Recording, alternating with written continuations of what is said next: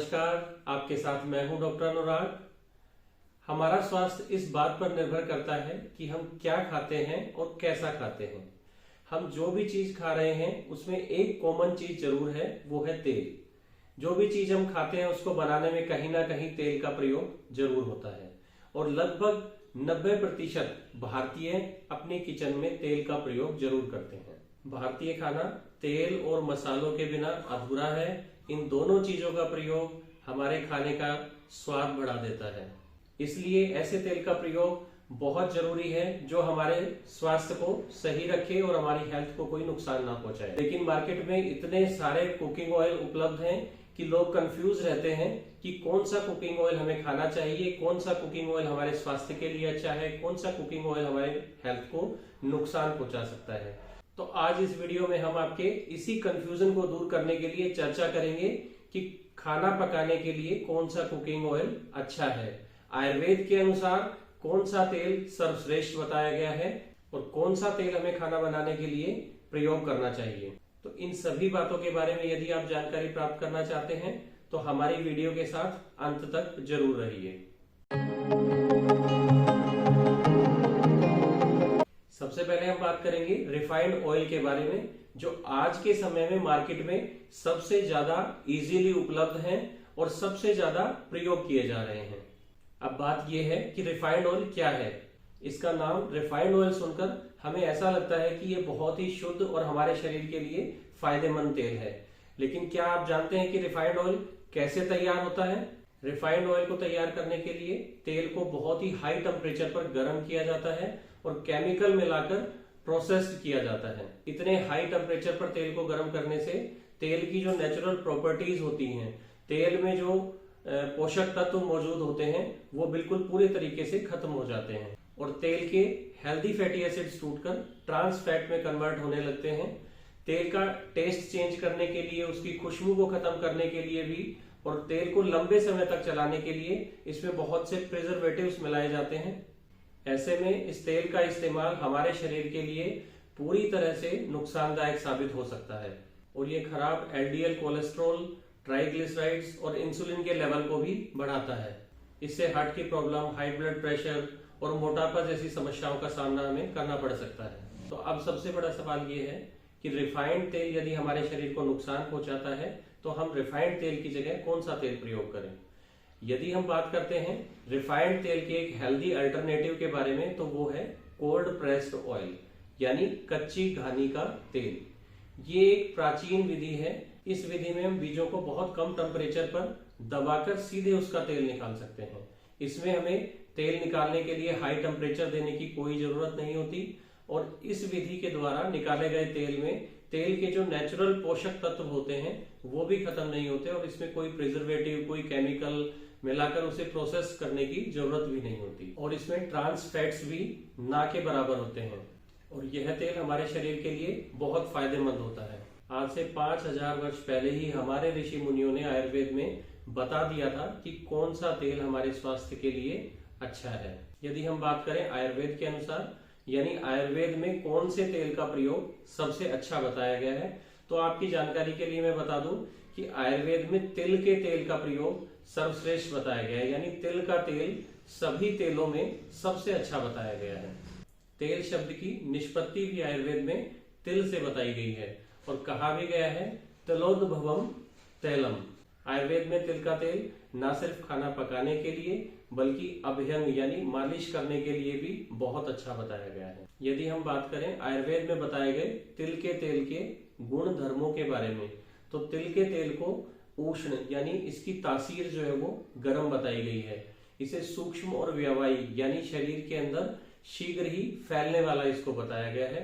त्वक दोष नाशक यानी स्किन डिजीज को दूर करने वाला बताया गया है। स्निग्ध और वात कफ नाशक बताया गया है, यानी वात के कारण और कफ के कारण जितने भी विकार शरीर में उत्पन्न होते हैं उसमें तिल का तेल बहुत अच्छा फायदेमंद होता है।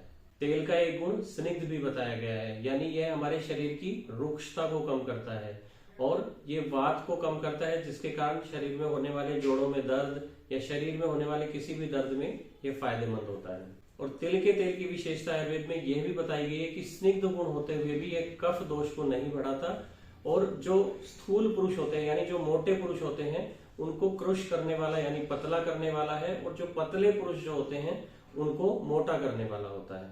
आयुर्वेद में बहुत से औषधीय तेल बनाए जाते हैं जिसमें बेस ऑयल के रूप में हम तिल तेल का ही प्रयोग करते हैं।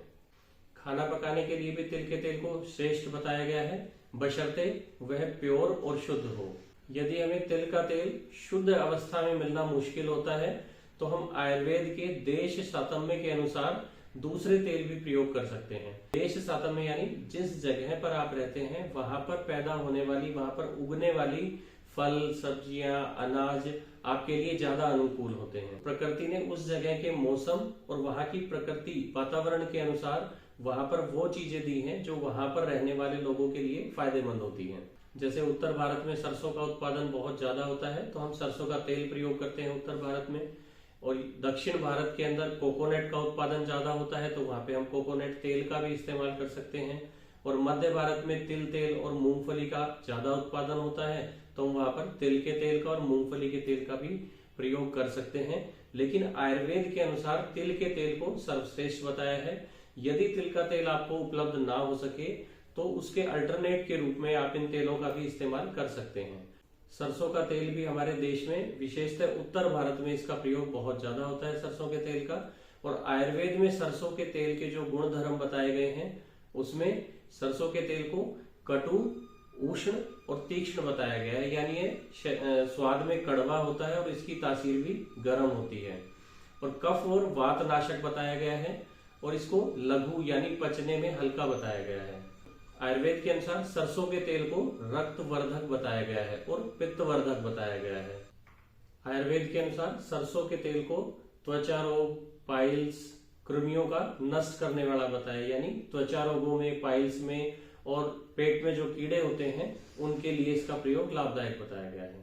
तो यदि तिल का तेल उपलब्ध ना हो तो हम सरसों का तेल भी प्रयोग कर सकते हैं, लेकिन वो कोल्ड प्रेस्ड विधि से निकाला गया हो और शुद्ध हो। और एक सबसे कॉमन सवाल जो हम सभी अक्सर जानना चाहते हैं कि क्या ऑलिव ऑयल हम भारतीय लोगों के लिए फायदेमंद है या नहीं, क्योंकि आज के समय में ऑलिव ऑयल का प्रयोग विशेषतः चलन में है और सोशल मीडिया पे, इंटरनेट पे ऑलिव ऑयल के फायदों के बारे में बताया जा रहा है। तो इसके लिए मैं आपको बताना चाहूंगा कि आयुर्वेद के अनुसार यदि देश सातम्य के हिसाब से हम सोचते हैं तो ऑलिव ऑयल हम भारतीयों के लिए ज्यादा अनुकूल नहीं है। और दूसरा, जो ऑलिव ऑयल का स्मोक पॉइंट है वो बहुत कम है, क्योंकि हम भारतीयों के जो खान पान है, जो खाना बनाने की विधि है, उसमें हम तेल को गर्म करके ज्यादा प्रयोग करते हैं। जितनी भी हमारी रेसिपीज है, जो भी हमारा खाने पीने की चीजें हम बनाते हैं, उसमें हम तेल को काफी गर्म करते हैं। तो स्मोक पॉइंट का मतलब है कि जिस टेम्परेचर पर या जिस तापमान पर तेल में से धुआं उठने लगे या वो जलने लग जाए, यदि मैं उसे एक सामान्य भाषा में कहना चाहूं तो उस तापमान पर जिस पर तेल खराब होने लग जाता है उसे हम उस तेल का स्मोक पॉइंट कहते हैं। तो ऑलिव ऑयल का स्मोक पॉइंट जो है वो कम होता है। हमारे भारतीय खान पान की जो भी विधि है उसमें हम तेल को बहुत गर्म करते हैं। जैसे यदि हम कोई भी सब्जी बनाते हैं या कोई भी हम रेसिपी तैयार करते हैं तो उसमें तेल को काफी गर्म करना पड़ता है। तो जो हमारा सरसों का तेल है, तिल का तेल है या मूंगफली का तेल है, उसका स्मोक पॉइंट काफी ज्यादा होता है as compare to olive oil. तो हमारे लिए ऑलिव ऑयल की बजाय तिल का तेल और सरसों का तेल ये हमारे लिए ज्यादा फायदेमंद है। विदेशों में जो लोगों का खान पान होता है वहां पर वो ज्यादातर कोई भी चीज है खाने के लिए रॉ इस्तेमाल करते हैं, यानी उनको पकाकर कम इस्तेमाल करते हैं। तो वहां के हिसाब से ऑलिव ऑयल अच्छा हो सकता है, लेकिन यदि हम भारतीय परिप्रेक्ष्य में देखें तो हमारे खाने बनाने की विधि के अनुसार ऑलिव ऑयल का प्रयोग उतना अच्छा नहीं है। तो इस वीडियो में हमने जो बातें बताई आप उस पर जरूर विचार करें, और उम्मीद करता हूं कि आपको अपने किचन में खाना पकाने के लिए कौन सा कुकिंग ऑयल प्रयोग करना है, ये वीडियो देखने के बाद आपका कंफ्यूजन कुछ कम हुआ होगा। तो आशा करता हूं कि ये वीडियो आपके और आपके परिवार के स्वास्थ्य को बढ़ाने के लिए मददगार होगी। प्रामाणिक आयुर्वेद अपनाएं, शरीर स्वस्थ बनाएं। तो फिर मिलेंगे एक ऐसी ही चर्चा को लेकर जो आपके और आपके परिवार के लिए हितकारी होगी। नमस्कार।